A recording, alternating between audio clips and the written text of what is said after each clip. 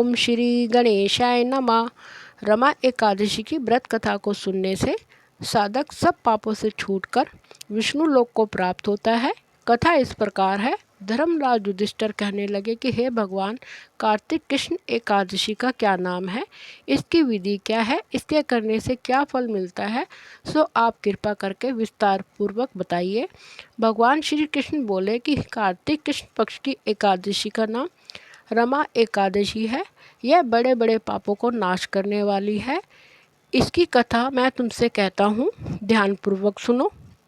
प्राचीन काल में एक नगर में मुचुकुंद नाम के एक प्रतापी राजा थे। उनकी चंद्रभागा नाम की एक पुत्री थी। राजा ने अपनी बेटी का विवाह राजा चंद्रसेन के बेटे शोभन के साथ कर दिया। शोभन एक समय बिना खाए नहीं रह सकता था। शोभन एक बार कार्तिक मास के महीने में अपनी पत्नी के साथ ससुराल आया।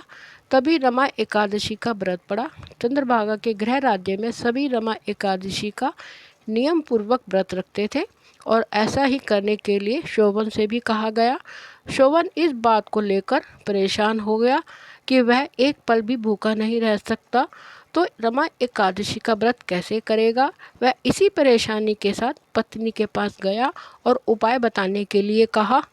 चंद्रभागा ने कहा कि अगर ऐसा है तो आपको राज्य से बाहर जाना पड़ेगा, क्योंकि राज्य में ऐसा कोई व्यक्ति नहीं है जो इस व्रत का नियम का पालन न करता हो।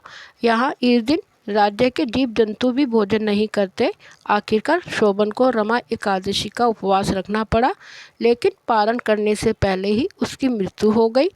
चंद्रभागा ने पति के साथ खुद को सती नहीं किया और पिता के यहाँ रहने लगी।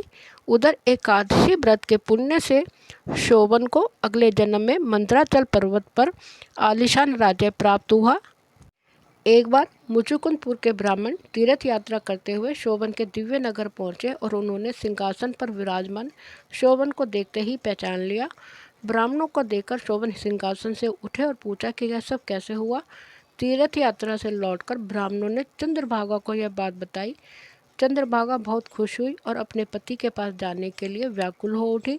वह वाम ऋषि के आश्रम पहुंची। चंद्रभागा मंदराचल पर्वत पर पति शोभन के पास पहुंची। अपने एकादशी व्रत के पुण्य का फल शोभन को देते हुए उसके सिंहासन व राज्य को चिरकाल के लिए स्थिर कर दिया। तभी से मान्यता है कि जो व्यक्ति इस व्रत को रखता है वह ब्रह्म हत्या जैसे पापों से मुक्त हो जाता है और उसकी सारी मनोकामनाएं पूरी हो जाती हैं। हे राजन, यह मैंने रमा एकादशी का मातम कहा है। जो मनुष्य इस व्रत को करते हैं उनके ब्रह्म हत्या आदि जैसे समस्त पाप नष्ट हो जाते हैं। कृष्ण पक्ष और शुक्ल पक्ष दोनों एकादशियाँ एक समान हैं। इनमें कोई भी भेदभाव नहीं है, दोनों समान फल देती हैं। जो मनुष्य इस मातम को पढ़ता अथवा सुनता है वह समस्त पापों से छूटकर विष्णु लोक को प्राप्त होता है। ओम नमः शिवाय। हर हर महादेव।